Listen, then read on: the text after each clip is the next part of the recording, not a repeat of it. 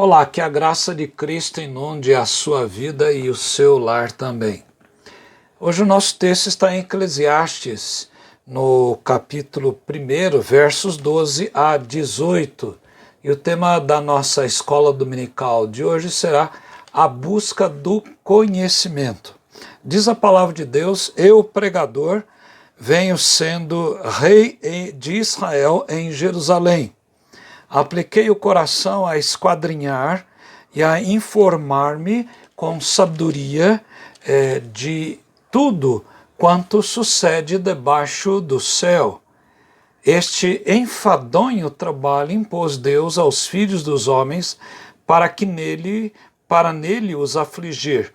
Atentei para todas as obras que se fazem debaixo do sol, e eis que tudo era vaidade e correr atrás do vento. Aquilo que é torto não se pode endireitar, e o que falta não se pode calcular. Disse comigo: eis que me engrandeci e sobrepujei em sabedoria a todos os que antes de mim existiram em Jerusalém. Com efeito, o meu coração tem tido larga experiência da sabedoria e do conhecimento. Apliquei o coração a conhecer a sabedoria e a saber o que é loucura e o que é estultícia. E vim a saber que também isto é correr atrás do vento. Termina ele dizendo: porque na muita sabedoria há muito enfado, e quem aumenta ciência aumenta tristeza. Bem, nós enfatizamos na aula anterior que o livro de Eclesiastes reflete um tempo presente de desespero, de pessimismo, de angústia também. Parece que as promessas da aliança ficaram bem distantes e que a esperança dos profetas, ela se olvidou, ela foi esquecida, ela não foi cumprida. Nós falamos que também que a chave para entender o livro de Eclesiastes é lê-lo de trás para diante, ou de trás para frente, pois a única esperança que existe para suportar aquele presente tão pessimista é temer e obedecer a Deus. Então, o pregador de Eclesiastes, no capítulo 12, versos 13 e 14, ele diz: de tudo o que se tem ouvido, a suma é: teme a Deus e guarda os seus mandamentos, porque isto é dever de todo homem, porque Deus há de trazer a juízo todas as obras, até as que estão escondidas, quer sejam boas, quer sejam más. Pascal disse que Salomão e Jó tinham mais completo conhecimento da miséria humana, e ambos nos deram a mais completa descrição dela. Um era o mais próspero e o outro o mais provado dos homens. Um sabia pela experiência sobre a vaidade dos prazeres, o outro sabia a realidade das provações.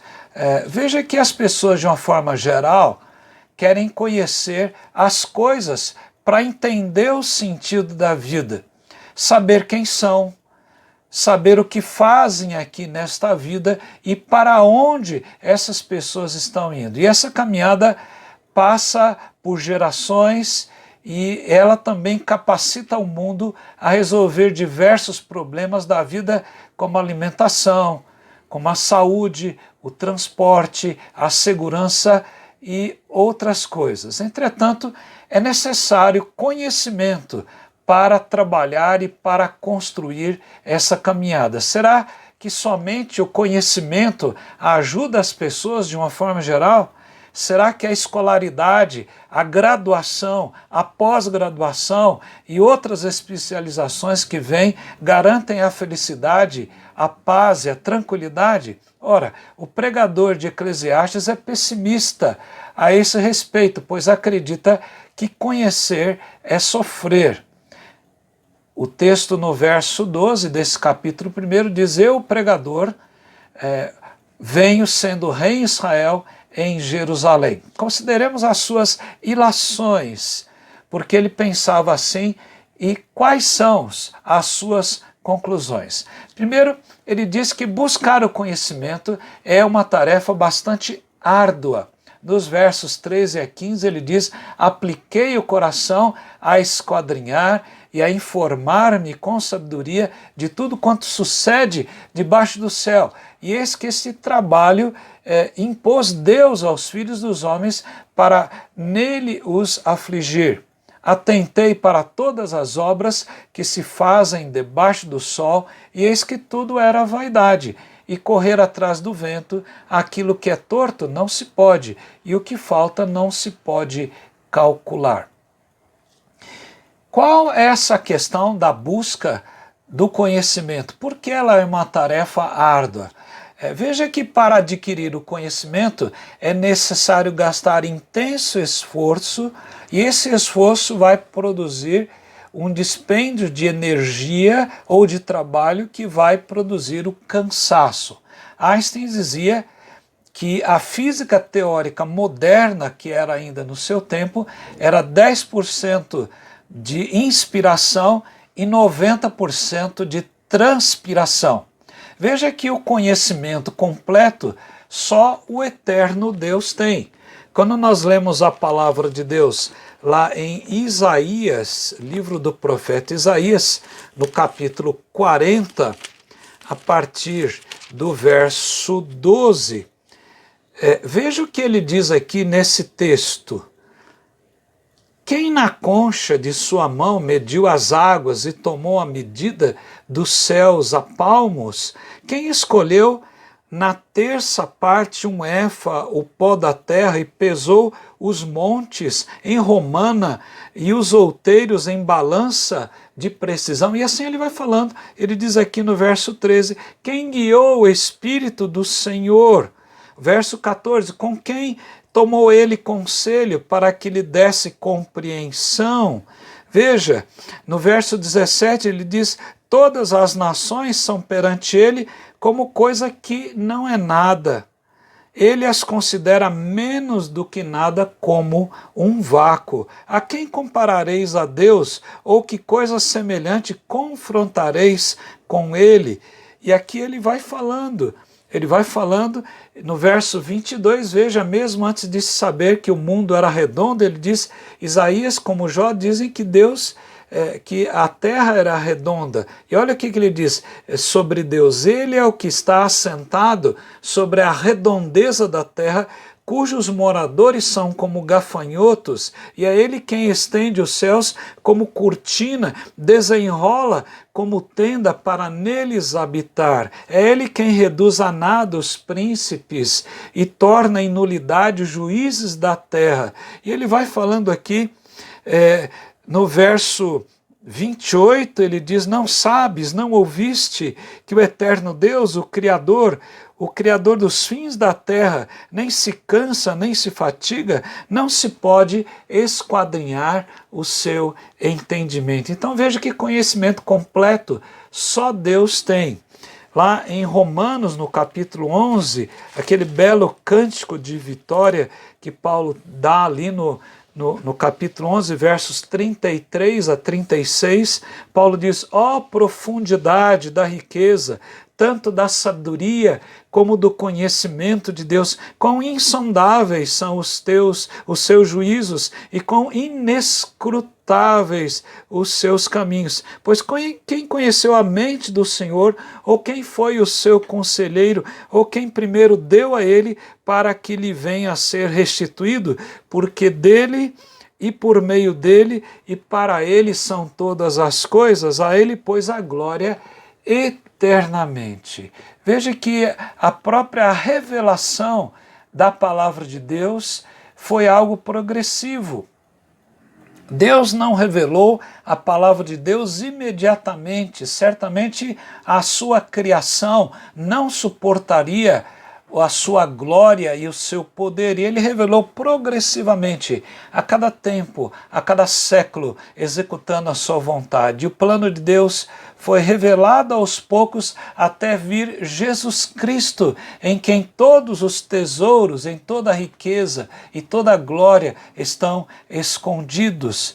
Veja que essa busca de conhecimento é uma tarefa árdua. Imagine os cientistas que descobriram coisas tão fantásticas em toda a história, engenheiros que desenvolveram equipamentos sofisticados, pesquisadores que descobriram, por exemplo, como anestesia antes de uma cirurgia, como vacinas que previnem contra doenças. Foram anos e anos a fio de muito trabalho, de muito estudo, de muita pesquisa, de muito suor, para que as conclusões fossem então chegadas. É por isso que a busca do conhecimento, como diz o pregador, o sábio aqui de Eclesiastes, é tarefa árdua. A segunda coisa que ele diz, a busca do conhecimento, ela pode levar ao orgulho, à jactância. Nos versos 16 e 17, como um diálogo interno, ele diz: disse comigo, eis que me engrandeci e sobrepujei em sabedoria todos os que antes de mim existiram. Em Jerusalém, com efeito, meu coração tem tido larga experiência da sabedoria e do conhecimento. Apliquei o coração a conhecer a sabedoria e a saber o que é loucura e o que é estultícia. E vim a saber que também isso é correr atrás do vento. Veja que muitos que passaram pelos bancos escolares olham as outras pessoas à sua volta, muitas vezes como desprezo, ou com desprezo, como se essas pessoas fossem inferiores a ela. Veja que tantos são aqueles que humilham o seu próximo como se fossem mais dignos e mais aceitáveis do que outras pessoas. E esse é um problema antigo. Nós vemos isso, por exemplo, a história de Jacó e de Esaú. Jacó tinha o conhecimento das artes culinárias. E veja que Esaú tinha o conhecimento da arte da caça e do campo. Mas veja que Jacó, cujo nome significa suplantador, ele então aproveita a fragilidade da fome do seu irmão, que estava já desmaiando de fome, para roubar-lhe o direito de primogenitura. Nós lemos lá em Gênesis 25, aqui nos versos de número 29 a 34, Gênesis 25, 29 a 34. Tinha Jacó feito um cozinhado, quando o esmorecido veio do campo Esaú. E lhe disse: peço-te que me deixes comer um pouco desse cozinhado vermelho, pois estou esmorecido, daí chamar-se Edom. Disse Jacó: vende-me primeiro o teu direito de primogenitura. Ele respondeu: estou a ponto de morrer. De que me aproveitaria o direito de primogenitura? Então disse Jacó: jura-me primeiro. Ele jurou e vendeu o seu direito de primogenitura a Jacó. E deu, pois, Jacó a Esaú pão e o cozinhado de lentilhas. Ele comeu e bebeu, levantou-se e saiu. Assim desprezou Esaú o seu direito de primogenitura. Mas ele o desprezou por causa daquilo que Jacó fez, foi instigar exatamente o seu irmão no momento de fragilidade. Ele tinha conhecimento da arte culinária, mas ele não usou isso para a glória de Deus e nem para amar o seu irmão, que estava padecendo de fome, quase desmaiando ali de fome. Veja que assim são as pessoas muitas vezes. A busca do conhecimento pode gerar esse orgulho, mas o Salmo 8, verso 4 diz que é o homem para que dele te lembres. Porque Deus deveria se lembrar desse tipo do homem? E o filho do homem, a Jesus para que o visites. Jó também diz lá no capítulo 7, versos 17 e 18, que é o homem para que tanto estimes. Ele faz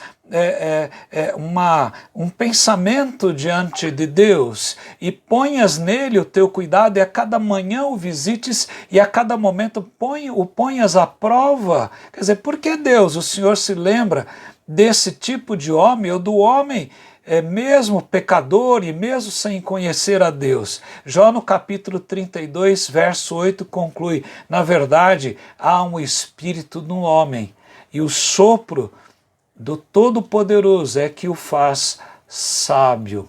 Veja que o homem pode se orgulhar na busca do conhecimento, mas em terceiro lugar, a busca do conhecimento pode ainda lhe roubar a alegria. Não somente esse conhecimento pode ser uma tarefa árdua ou lhe trazer um orgulho, uma jactância, mas também roubar a alegria. No verso 18, o sábio aqui de Eclesiastes, o pregador, diz: porque na muita sabedoria há muito enfado, e quem aumenta a ciência aumenta a tristeza. Quando alguém estuda, tem a possibilidade de enxergar melhor a realidade que está cercando esta pessoa, o que aumenta a sua consciência crítica. Não é que ele é crítico, mas ele se torna uma pessoa crítica da sua realidade, porque ele conhece agora o que é certo e o que é errado através do conhecimento. Isso faz enxergar a necessidade da mudança dessa realidade aonde essa pessoa está inserida. Entretanto, tal constatação muitas vezes faz com que a pessoa fique abatida, desanimada e até esteja em tristeza. Outra questão é quando a pessoa adquire o conhecimento em uma determinada área e percebe que tem muito ainda a aprender, ela também se entristece, saber o caminho que ela ainda tem a percorrer. Outra questão é que todos haverão de chegar ao mesmo destino. Por que eu vou estudar tanto? Muitos se entristecem com isso, se o destino da vida é um só para todas as pessoas. Lá em Eclesiastes 2,16 o pregador diz: pois tanto o sábio, aquele que estuda, quanto o estulto, a memória não durará para sempre, pois passados alguns dias tudo cai no esquecimento. Morre o sábio e da mesma sorte o estulto. Que triste é esse quadro apresentado aqui por ele. É bastante desalentador. Esse era o tipo de avaliação que permeava a sociedade dos hebreus no tempo da leitura desse livro depois do exílio babilônico. E é por isso que a conclusão dele lá no capítulo 12 que nós iniciamos: teme a Deus, diz ele, e guarda os mandamentos, porque isto é dever de todo o homem. Porque Deus há de trazer a juízo todas as suas obras, até as que estão escondidas, quer sejam boas, quer sejam más. Em resumo, primeiro, a busca do conhecimento é uma tarefa árdua. Segundo, ela pode levar ao orgulho. E terceiro, essa busca de conhecimento pode roubar alegria. O conhecimento sem o temor pode ser opressor, pode causar tristeza e não serve para abençoar o próximo. Jesus disse que nós tínhamos que amar a Deus sobre todas as coisas e ao próximo como a nós mesmos. O conhecimento deve ser um aliado do temor de Deus. Não digo que as pessoas com isso não são estimuladas a estudar, é o contrário. Você deve estudar, deve buscar o conhecimento, mas ao mesmo tempo deve temer o Senhor, que é o princípio de todo saber. O apóstolo Tiago mostra que a verdadeira sabedoria, ela vem de Deus. Veja lá o que Tiago diz, o apóstolo Tiago, lá no capítulo 3, verso 13 a 18. Quem entre vós é sábio e inteligente? Mostre em mansidão de sabedoria, mediante o condigno proceder às suas obras. Se, pelo contrário, tendes em vosso coração inveja amargurada e sentimento faccioso, nem vos glorieis disso, nem mintais contra a verdade. Esta não é a sabedoria que desce do alto, antes é terrena, animal e demoníaca. Pois onde há inveja e sentimento faccioso, aí há confusão de toda espécie de coisas ruins. A sabedoria, porém, lá do alto, é primeiramente pura, depois pacífica, indulgente, tratável, plena de misericórdia e de bons frutos, imparcial, sem fingimento. Ora, é em paz que se semeia o fruto da justiça para os que promovem a paz. Deus quer que nós busquemos o conhecimento, mas Deus quer que nós tenhamos também o temor na busca desse conhecimento. De nada ele adiantará sem o temor de Deus, que é o princípio do saber. Se você tem falta dessa sabedoria, deste conhecimento, vá estudar, vá se empenhar. Ele é penoso, mas traz frutos. Vá fazer o estudo que você precisa na sua idade. Vá melhorar o estudo que você tem. Aprimore a sua área, mas também tema o Senhor na sua vida. Coloque Jesus sempre no seu coração. Se Jesus Cristo não ocupar o primeiro lugar na sua vida, todas as outras coisas perdem o sentido. Que Deus assim nos ajude a buscar o conhecimento e também o temor do nome de Jesus Cristo em nossas vidas. Que o Senhor o abençoe a sua família, derrame graça, poder e vitória no nome de Jesus. Amém.